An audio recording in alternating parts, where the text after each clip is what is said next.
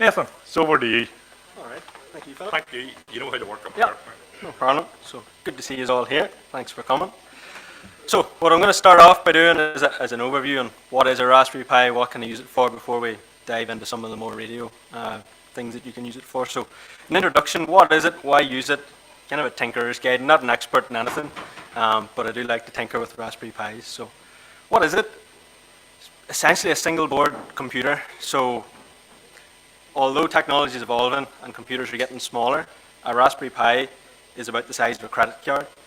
And within that, it started off as there wasn't much processing power, but as things evolved, it's got more and more powerful and it can be used for more and more different projects. So it's essentially a single board computer, which is low cost. About that size. About that size, yeah. So about the size of that PCB there. So obviously the Raspberry Pi has a few more components as this bare board would have, but that's more or less the size of it there. Started off, still is a low cost computer because it was aimed at students. So why was it created? So it's made by the Raspberry Pi Foundation. They're the only people that make this board. It's used in schools all over the globe to teach computer programming and computer science. That's where I got started into it. So whenever I was in high school, there was a programming club, a Raspberry Pi club that was held after school, and that's how I got involved with Raspberry Pis. So it's used by hobbyists to create simple or sometimes complex solutions to problems. And there's a wide online community of people sharing ideas, tips, tricks, help, you name it. If you have a problem with Raspberry Pi, chances are someone's already answered that problem online. So as you can see, that's the board itself there, and it's, in real terms, it's no bigger than that. And you can see all the different USBs, Ethernet, power, HDMI, an output jack for audio. There's a lot of stuff there that your normal desktop computer would have that this is able to pack into such a small form factor. So scale of production. So it was first released in 2012, I believe, February 2012. That's whenever I got introduced to it shortly after through schools because there's a big push on. So there's been 38 million Raspberry Pis sold worldwide to date. In 2020, at the height of the lockdown, they managed to sell over 7.1 million units, which is phenomenal. Most are made in the UK and South Wales, and there's about 15,000 produced per day across their 10 model range. Distributed globally to various outlets. There's loads of them in the UK. There's Pi Hut, there's RS Components, there's Pi Moroni, there's loads of different distributors. Unfortunately, the only thing is, after the chip shortage that was a result of COVID-19, they're a little bit hard to come by now. They were abundant, but now they're scaling back their production to only build what they can make based on their chips. But you can see here there's an exponential growth in the number of Raspberry Pis being sold from their first introduction in February 2012 until the latest figure I had was September 2021, and I'm sure it's probably grown since then, and it'll begin to tail off now with the chip shortage and things like that. So this is the timeline. So each one of these on the time chart is one of their models. So you can see they've produced quite a number of models. Some of these aren't really intended for personal use. Some of them is like compute modules for servers and things like that. But it started off with a Raspberry Pi Model B, or Model A I should say. Started off very basic functionality, and as time went on, they added more powerful components to it. So the processors increased, the internet capabilities increased, Bluetooth, Wi-Fi, everything like that is being built into the board now as we go on. So their latest version, well, I'll start here. So some of the first ones that they produced are now discontinued, and the reason for that is technology's advanced and these are now outdated. So the processing power that these Pis had just isn't useful for some of the more demand-heavy projects that people are lining up for Raspberry Pis now. So the original Pis, what I got started in, it had half a gig of RAM, 2 USB ports, Ethernet, 700 meg dual-core processor, and a bunch of other HDMI ports and things like that. And you can see then with the Pi 2, they increased the processing power, so it went to a quad-core processor, 900 megs, and also the RAM doubled, and that helped the speed of the board immensely. I have a Pi 2 myself, and the jump between the original Pi and the Pi 2 was something big. And there's GPIO pins, I should have mentioned. Kind of up at the top of the board, you'll see a row of headers. So it started off, there was 26 GPIO pins. So each of those pins you could wire to a switch, to a light, to a relay, to whatever you want. So by expanding that 26 pin header to a 40 pin header, you can imagine the amount of projects that would open up for other people that are trying to control various inputs, various sensors, switches, so on and so forth. So then, the Pi 2, it did not have any built-in Wi-Fi. So if you wanted Wi-Fi, you had to buy a Wi-Fi dongle. Not a big deal, but with the Pi 3, whenever that came across, they added Wi-Fi and Bluetooth built into the board. Exact same form factor, they were just able to fit more onto the board as technology advanced. So the Pi 3, you can see the processor was enhanced again, so it was now 10 times faster than the original Pi. And the original Pi wasn't that bad to begin with, so 10 times was a lot better. And then, as the models increased now, we're in the Pi 3B and Pi 4, which is their latest version. And you can see the specs there, they're just continuing to grow. One of the things on the latest Raspberry Pi 4 is the processor and the choice of RAM. So if you want a low-cost board, you can choose the 2 GB RAM option, which will probably do all that you need it to do, but there's an option there to increase the RAM. So if you're tackling a project that requires number crunching, for example, heavy computations, you can increase the RAM so you can go up to 4 and even 8 GB, which the laptop I have at home runs 8 GB, and it's massive. It's probably about the same size as this laptop. So to think that they can squeeze that same computing power into a board, like I say, is the same size as this, is something to be admired. And with the latest Raspberry Pi 4, they actually added dual monitor output. So you'll see there's 2 micro HDMI ports, and that can support 2 4K monitors. Something again which a lot of laptops can't do. Desktops, yes, they do it, but you're into big money whenever you're getting that kind of power out of a desktop PC. And it takes USB-C. Since it's a little bit more power hungry, they upgraded the power adapter on it as well. So it'll now, they run roughly on about 5 volts at 3 amps. So you can see here, computing comparison between the original and the newest. So like I say, the first one started off with half a gigabyte of RAM. Now you have 16 times that available. The processor started off as a dual core 700 meg processor. Now it's a quad core 1.5 gigahertz processor. USB ports went from 2 to 2 3.0 and 2 2.0 USB ports in the Raspberry Pi 4B. Video connection, like I say, started off as HDMI and actually composite as well. They phased out the composite and decided to swap over to micro HDMI at 4K and 60 frames per second.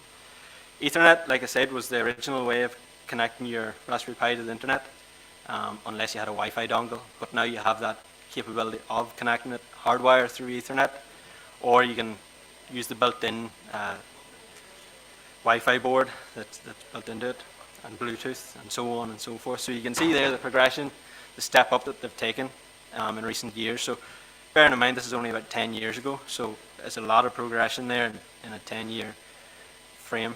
So what might be of more interest to the QRP members here is the low power and lightweight options that they provide.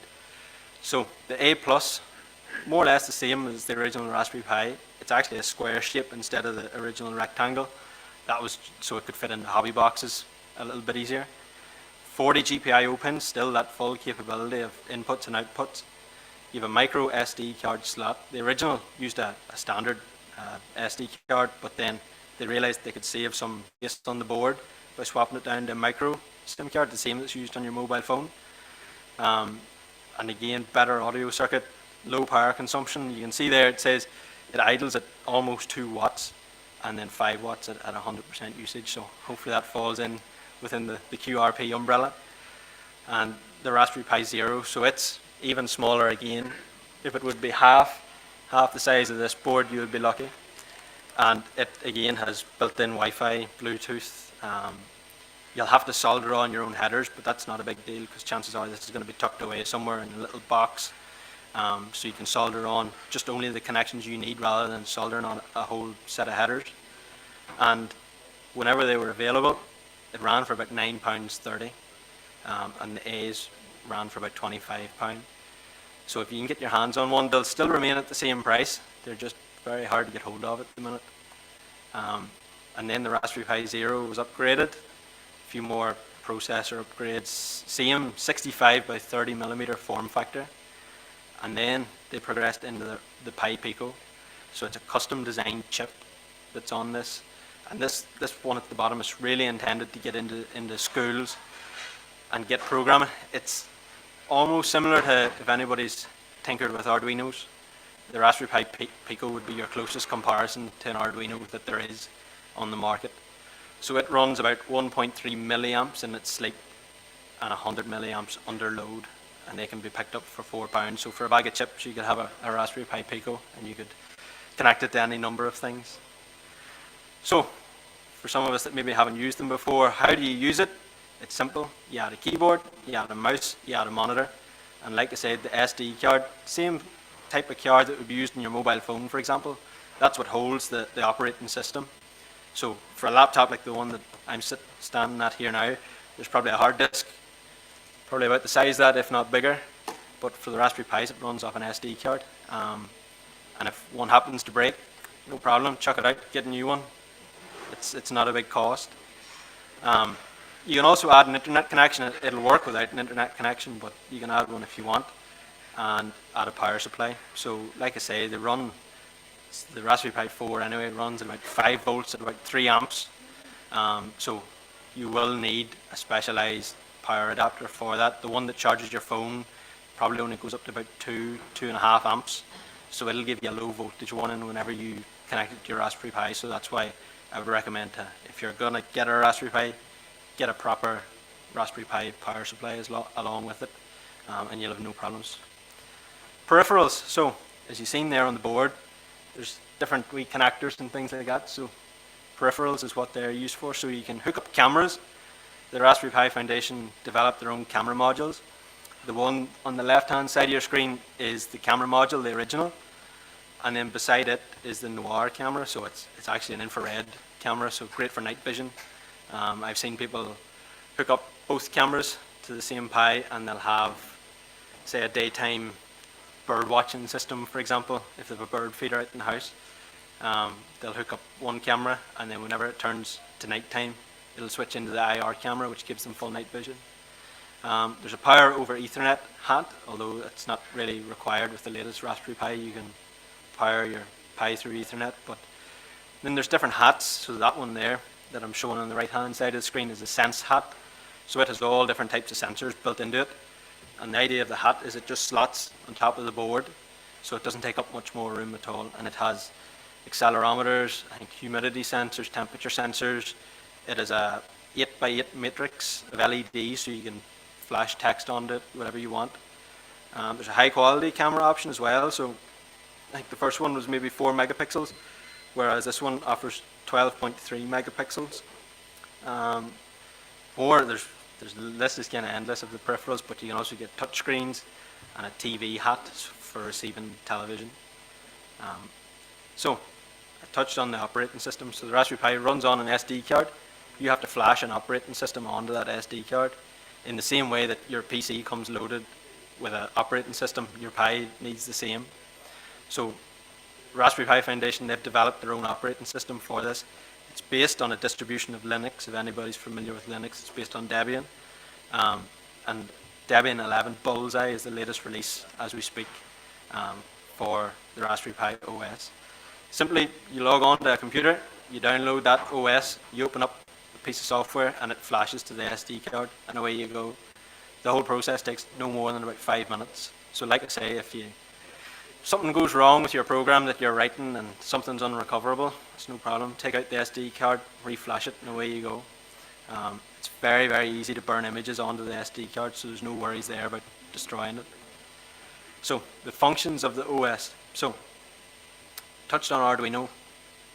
Raspberry Pi provides the user with what's called a graphical user interface, a GUI or a GUI for short.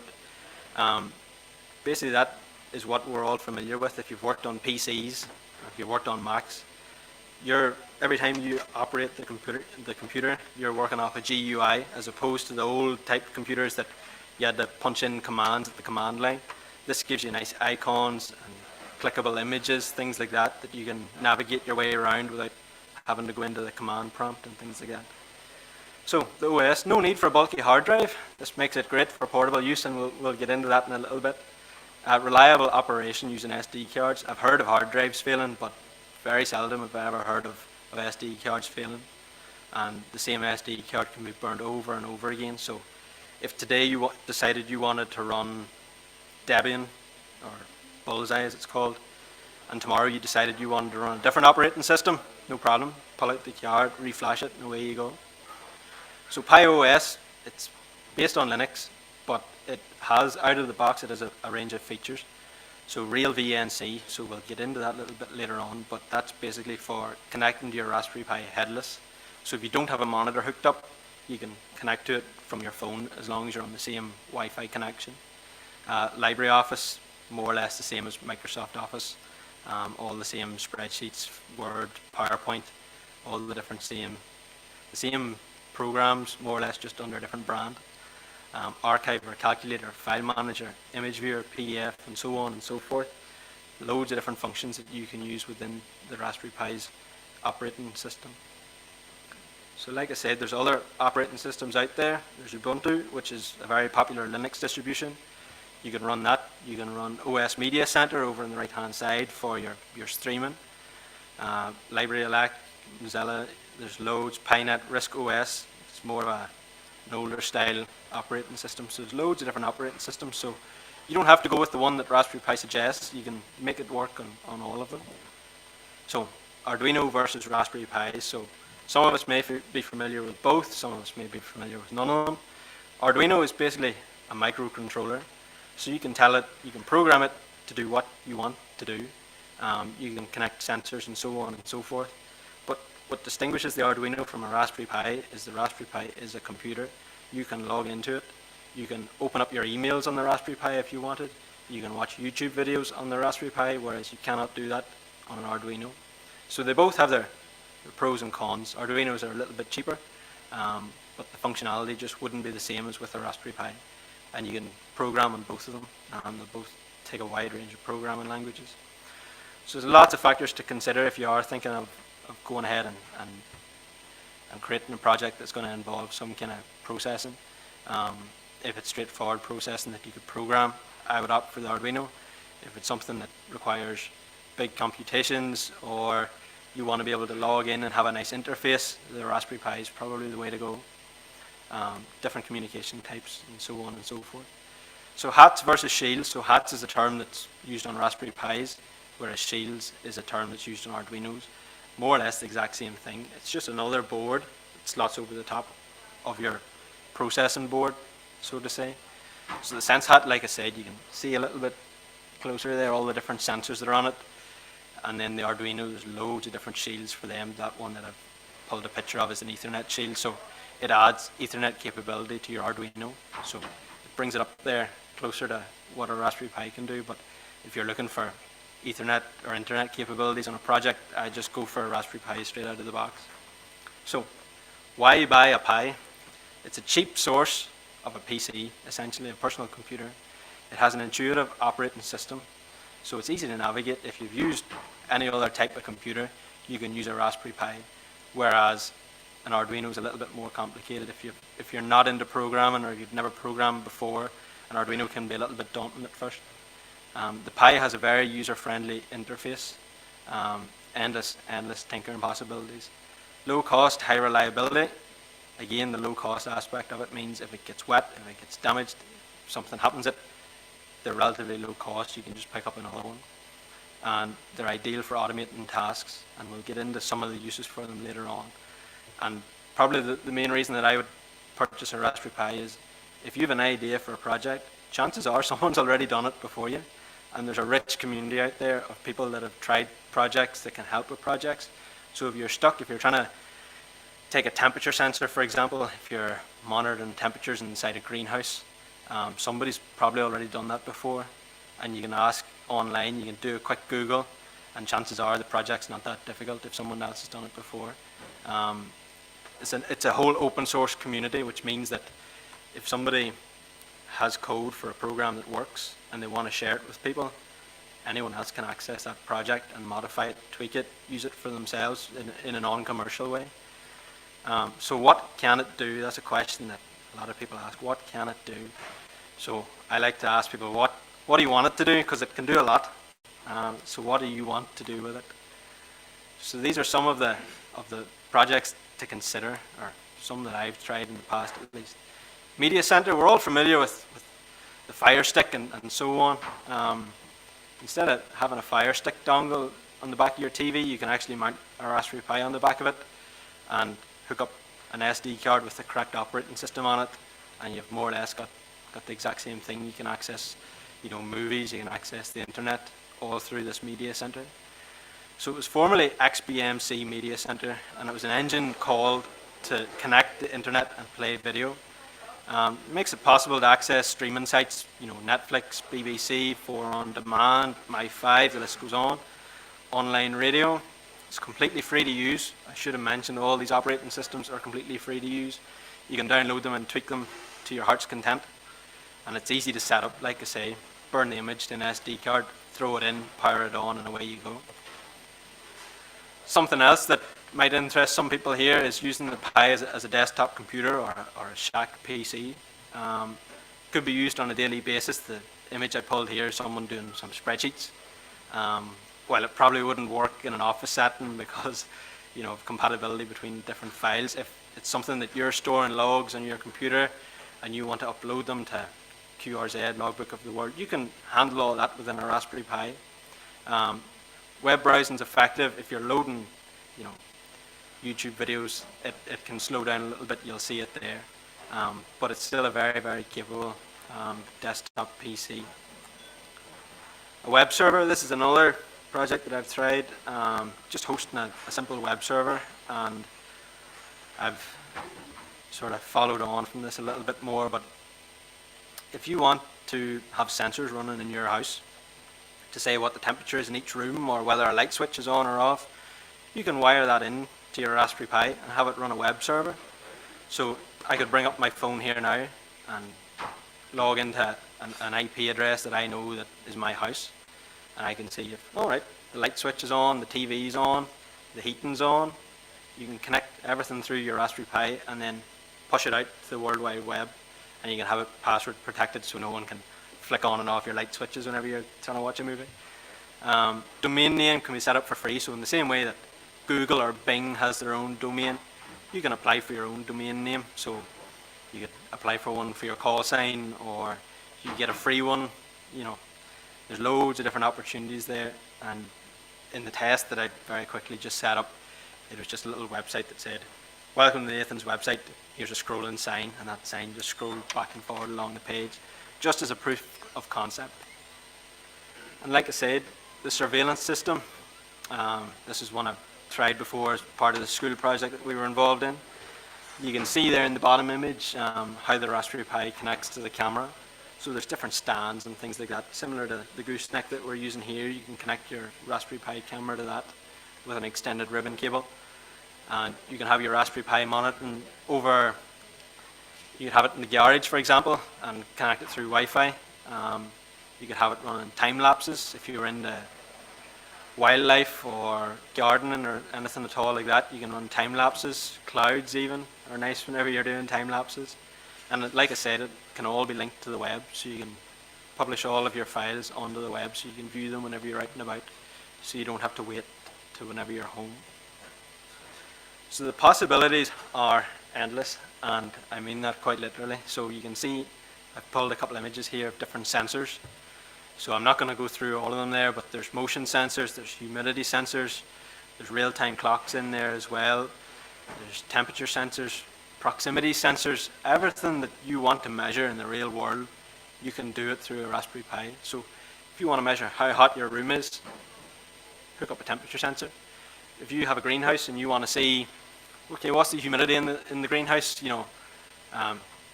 plug it into a Raspberry Pi. The possibilities there are endless. Like I said, there's motion sensors and everything, magnetic sensors, the list goes on. And all of these boards are little small add-on boards. They only cost about £2 maybe from China. You can get them from the UK for maybe £1 more, and they'll be on your doorstep within the week. So the list goes on. Possibilities are endless. So some more previous projects, just to get the juices flowing here. So an automated house. So whenever I joined the Raspberry Pi Club in my old high school, it was 2012, and at that time Hive didn't exist. So a lot of people now are able to control their heating from their phone. So something that we were experimenting with at the time was, okay, let's hook up a temperature sensor, let's hook up a humidity sensor, and let's bring them all into the Raspberry Pi and let it control relays so we can control higher loads. So if the temperature gets too hot in your greenhouse, for example, put on a fan, open a window, things like that. So whenever we started into this, Hive wasn't a thing, but now it is, and they've made an absolute clean fortune from it. And it's a simple thing that a couple of high schoolers were doing not 10 years ago. So the technology behind it's not all that difficult.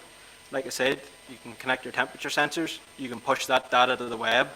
That's all that Hive really does. That's all that any home automation system really does, is it just takes information that from sensors and pushes it to somewhere that you can see it. In this case, it's a mobile app. You could also link up the cameras and things like that to it as well. So another event that we were part of was the ASTRO Pi event. So back whenever Tim Peake was in the International Space Station, they ran a challenge to see what code could you run on a Raspberry Pi to do different computations, different little quirky projects. And the winner of that project got their Raspberry Pi flown up into space with Tim Peake, and he would operate the Raspberry Pi and run whatever program that you wanted to run to gather whatever data you wanted to gather from the space station. So that was another thing that we were involved in. Heat sensors, simple project to monitor the heat in a room, like I've touched on before, great for greenhouses and so on. Sort of quirky project we done as well was a parent detector, which is just a motion sensor. So you could put this in your garage for a surveillance system, for example, but the idea that we were running, it's a Raspberry Pi project. It's actually on their website, the link's up there, but the idea was that, you know, children would like to see whenever parents are going to walk into their room, and you can hook it up to a motion sensor, or you could have a switch taped over your door, so whenever the door opens, it opens a switch and sounds an alarm or something like that, you know, telling them to clear off. Loads of different projects. There's loads of them online if anybody is interested in getting started. Some of them are aimed at children, but the fundamental concept is there. Again, you're hooking up sensors, you're publishing data, you're reading data from sensors and so on. Possibilities are endless. Time lapses, again, loads of information. Now, this is kind of what got me interested in amateur radio to begin with. Now, not totally above board, but it's called a pirate radio. So what some smart people over at Make Magazine decided to do was let's see if we can run the clock of the Raspberry Pi at a certain frequency and see if it gives off any RF. And that's what they were able to do. So by connecting a short little antenna to the Raspberry Pi, you can input a frequency and it'll modulate that with FM carrier, so you can transmit music and things like that. Now, it wouldn't work for a very long distance, but as a proof of concept, it can be done. You can add filtering onto it, you can make it as complex as you want, but for a proof of concept there, you can see that somebody's just broadcasting the FM signal and picking it up on their phone and playing it into a speaker. And it's a fantastic way to get started. That's kind of what got me hooked in radio whenever I started doing a little bit more research into it. Ideas are endless, and I've taken some quick photographs here from a little bit while ago, but you can add in different modules to your Raspberry Pi. So a real-time clock is basically a module that just keeps the time, runs off a simple coin cell. So you could have a shack clock, for example. I've hooked up an LCD display there, and at the time I took that photo a couple of years back, it was saying it was September 18th, and it was 6:03. So you can have that running, say, UTC time at the top and local time at the bottom. At that time I was doing some work with WebServer, so that's why it displays an IP address, but loads and loads and loads of different ideas.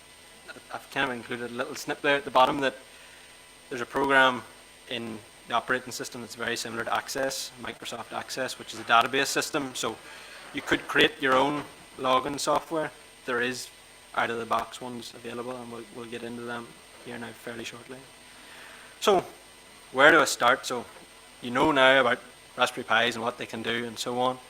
So for amateur radio, where do you start?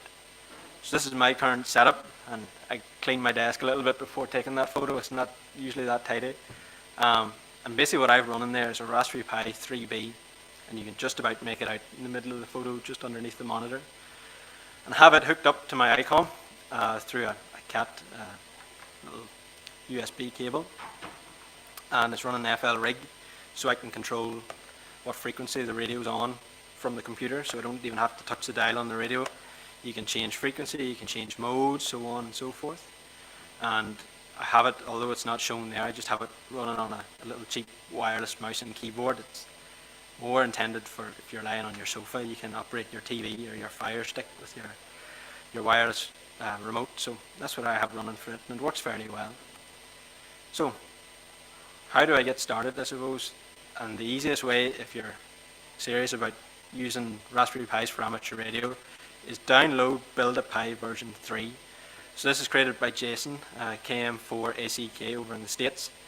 And basically what it is, it's just a repository of loads of different amateur radio programs that we may find useful for operating for various different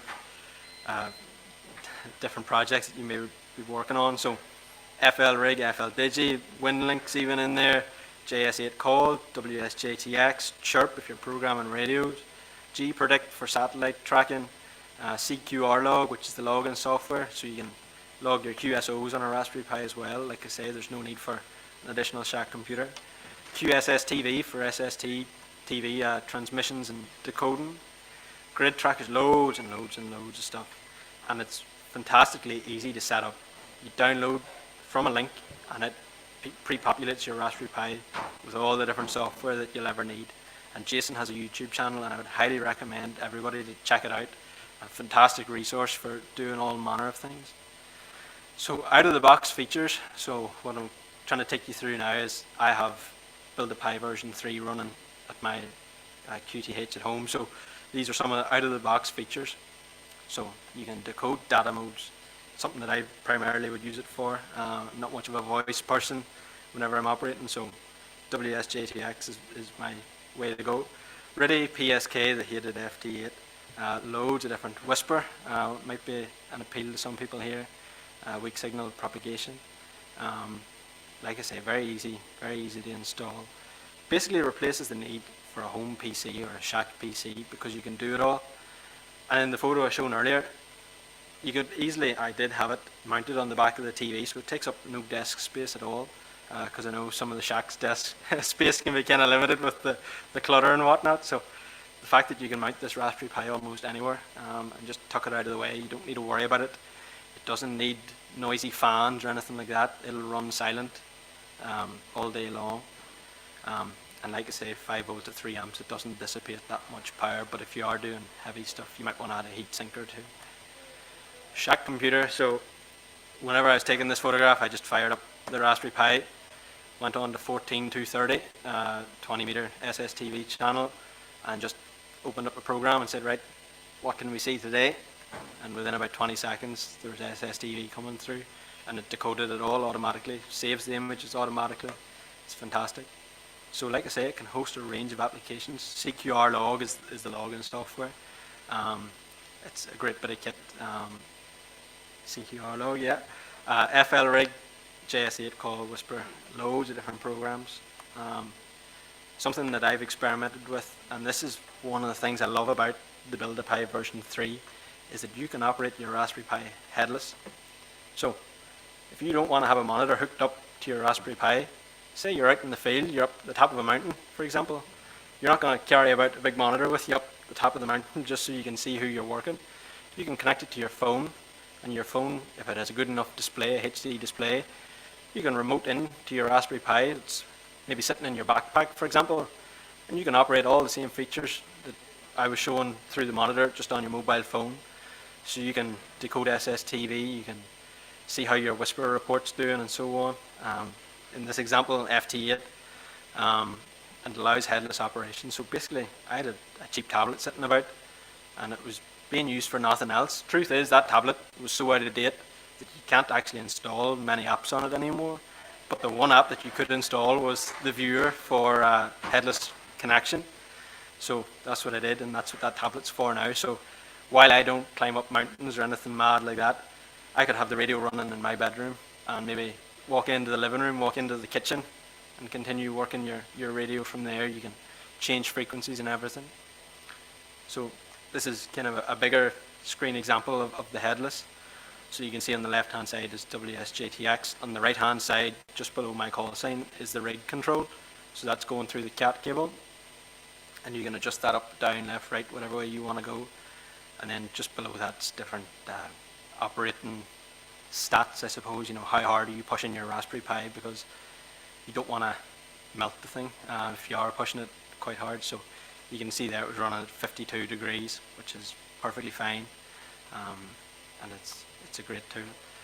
One of the things that Jason, KM4ACK, developed into the Build a Pi version 3, and I think it's probably one of the best tools that he has on it, is the hotspot tools. So we're all familiar with connecting our phones to, say, your router at home, but what Jason's developed here is you can turn your Raspberry Pi into a router. So whenever you're up on the top of a mountain, you don't need to be relying on mobile data or anything like that. Your Raspberry Pi will transmit its own Wi-Fi signal and you can connect to it.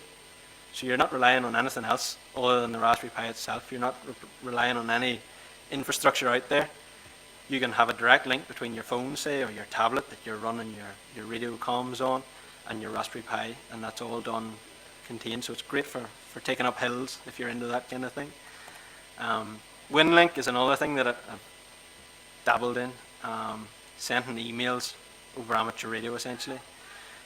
Jason has included PAT, which is basically the Linux version of WinLink, into it, and whenever you sign up for that, you'll get your own email address and everything, which is your call sign at winlink.com, and you can send emails. One thing I would suggest is, I was a little bit curious at the start, and I thought, this thing will send attachments no problem. So I attached an image, and it must have sat for a good 20 minutes trying to connect to the node and send. It did send it in the end, but if you're going to use WinLink, just stick to text, because it'll not take just as long. Perfect if, again, you're at the top of a mountain, and I don't know, if you need to access work emails or something, you can do that. Primary use, I think, is for maritime. So if you're out at sea, you can connect to a WinLink node that could be in Italy, for example, and over 20 meters you can have a conversation back and forward and transmit your packets and get your email to who it needs to go to. Whether it's an email to say, the ship's still afloat, whatever the contents are, it is a great tool. Pi on the go, this is something now that I'm experimenting with a little bit more. So you've seen my setup there at the home QTH. I want to take it out portable, say, I want to put it in the QR, but the Raspberry Pi runs off 5 volts. It's not that user friendly, I suppose, for all your amateur radio rig that's running at 12 or 13.8 volts. So what I found was this Pi hat, and basically hook up your 12 volt supply, it rectifies it down to 5 volts.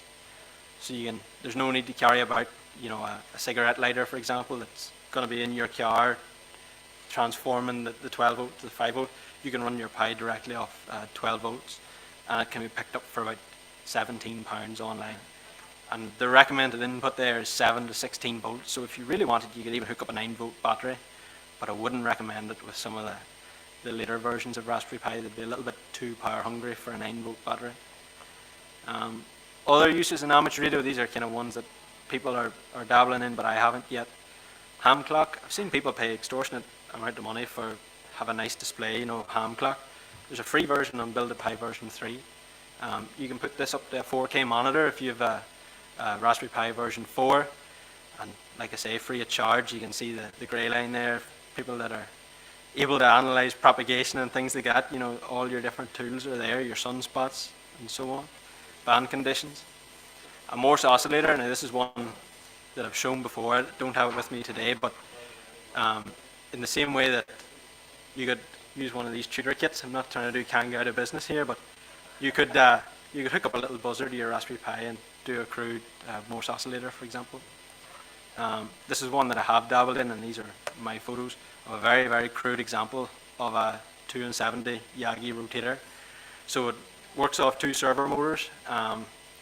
One servo motor for the polarization, and then there's another loader for the direction. You can even add a third to give you your elevation. And again, you can write a piece of program, something that was a work in progress about 2 years ago, and it's kind of died to death since then. But you could write a little interface to say, a little arrow button saying, point that antenna to the left, point it to the right, move it to the north. Possibilities are endless. Software-defined radio. This is a rabbit hole if anybody wants to go down into software-defined radio. Something that I've found myself going into fairly recently. You can run SDR on the Raspberry Pi with the help of a little dongle. The dongles aren't very much, they're maybe 10 or 15 pounds. You can get 5-pound ones from China. They'll take a little bit longer to come. And you can scan a whole range of frequencies there depending on what your dongle can do. Flight radar, something I haven't dabbled in, but I know a lot of people have. Great tool for monitoring air traffic, for example. Something that whenever I was doing my research, I found out that whenever you capture data from the aircraft and you're publishing it to Flight Radar's site, since you're doing them a turn, they decide to give you a free business license, which normally runs, as it says there, for about $500 per year. So since you're doing them a favor, they'll decide to give you a license for free. So if you're into aviation and things like that, this is probably one to hook up a Raspberry Pi to. Whisper station, like I was saying earlier, you can have the Raspberry Pi transmit its own signal, and you can buy a shield which does all the proper filtering that it needs to cut out harmonics and things like that. So you can run QRP or even low power. For anybody that doesn't know, Whisper is weak signal propagation reporter. So you leave the Raspberry Pi running for a little length of time, and you can log on to a website and you can see where your signals have all gone to and who can hear you. Another one is satellite tracking. This is a great piece of software if you're into the International Space Station, for example, transmits SSTV around Christmas time every year. This is a great tool for seeing when will the space station come over me, or if you're into some of the other amateur satellites, you can print out a past prediction. Loads of different functionality within the satellite tracking. Pi VFO, this basically turns your Raspberry Pi into a VFO. So if you're creating a kit and you need a reference VFO, you can tune it in that way. And again, there's little add-on boards there for adding your extra filtering to make it all above board. CQR logger, this is what I know Philip was chatting about. This is kind of the user interface here for logging your QSOs. Loads of different functionality in there, and you'll have the same export functions that if you're running a contest, you can export it out as an ADIF file, I think, and upload it to wherever it needs to go. This is the rabbit hole that I went down fairly recently, is weather satellite imagery, and that image there I received off a little antenna, probably about a meter long, a little V dipole, and that's a photo of it there on the left hand side. I wasn't 100% happy with the reception I was getting from the V dipole, so I decided to upgrade to a homebrew QFH antenna, which is running far better. My setup, Raspberry Pi 3, a little SDR dongle, as you can see there, hooked into the USB port, and basically an RF filter to block out some signals that you don't want to be receiving. So they operate, it's outside amateur bands, but it's 137 megs, and you can decode all day long with the Raspberry Pi. I have it sitting in a little piece of Tupperware outside, hooked up to power supply outside. I leave it running 24/7, and then, like I was saying earlier, it pushes all the information that it receives. So all the images that it receives, puts them onto a website on your home network. And I've since went on to develop this a little bit further than what the out-of-the-box solution has. I've made a little app for my phone so that whenever I'm at work, I can log in and see what satellites that I've downloaded, for example. And it outlines all your different past predictions there. This is an absolute rabbit hole. So these are some of the two best images that I've received. The one on the left is Meteor. There's two different types of satellites. So Meteor is kind of your high-res satellite, and on the left, on the right-hand side is your NOAA satellites. There's about 4 different NOAA satellites, and you can see there NOAA runs on 10 watts, Meteor runs on 10 watts and NOAA runs on 5. And those are the kind of images that you can get with a half-decent antenna. Mine is just shoved on the end of a painter's pole to get it a little bit higher than what I could just by mounting it on a piece of PVC. And that's the kind of results that you'll expect. So, to kind of conclude, my recommendations, if you don't have a Raspberry Pi, buy one whenever they're available. If you have a Raspberry Pi sitting at a junk drawer, get it out, get it used. There's something that you could use your Raspberry Pi for. There's little kits there. That's one that I started off with about 10 years ago. There's an Arduino thrown in there for good measure, but it's a little kit. Costs maybe about £20, and it gives you a range of sensors, an LCD screen, a breadboard, different resistors, pull up, pull down, your LEDs, loads and loads of different projects. You can get started just tinkering away with a kit like that. And like I say, there's experts in the field. I'm only a tinkerer, but Jason, KM4ACK, like I said before, fantastic resource. Julian, OH8STN, he is all into preparedness and carrying your Raspberry Pi up mountains and having it whenever you're out camping and so on and so forth. Fantastic resource, both on YouTube. And then there's Mike Richards. He's published a book there on Raspberry Pi Explained, which is perfect for beginners. Even if you're not a beginner and you already have a Raspberry Pi, it's a great book just to pick up some more projects and expand. That's available in the RSGB shop, yeah. So, that's all that I have to say. So if there's any questions, I'll happily take them. Thank you.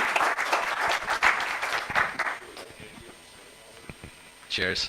Yeah, thanks very much. Very interesting and a great overview of the Raspberry Pi. And thanks for mentioning our. That's kind of where the question's going. Small projects dealing with your own electronics, so hooking up to relays to run the push to talk and stuff. That the Arduino was nearly easier to use, and you could write a very simple program, flash it on. Whereas the Raspberry Pi, as you had it covered, is a very capable computer in its own right. I was just wondering if you had any experience or thoughts on kind of using your own electronics with the Raspberry Pi and how that is these days. Well, I haven't built any circuits or anything like that, but I know whenever we were doing that parent detector, for example, we were hooking up relays, which you could have used an Arduino for surely. We just used Raspberry Pi because at that stage we didn't know any coding, so we were able to use Scratch, which integrated with the GPIO pin. So Scratch, for anybody that doesn't know, is kind of like a text-based programming language where you drag blocks. So while something is true, do this. So while temperature is over 30 degrees, turn on fan. It's very, very English-based, so you're able to read your code and know exactly what it's doing. But at that time, we linked up relays and things like that just to turn off light switches and fans and good linear actuators and things like that. But whenever it comes to actually developing your own circuits, it's something that I don't have any experience in, but it's definitely, like I say, there's loads of people out there that are integrating Raspberry Pis into things every which way. Loads of help online. Fantastic resource. The Raspberry Pi forums is probably the best place for getting advice, and second to that would probably be Reddit if anybody's on that. Fantastic resources. But as far as I goes, I wouldn't have any experience. But. Thank you, Nathan. Not a problem. Every time I see a presentation from you, I learn a wee bit more. That's good. Thanks very much.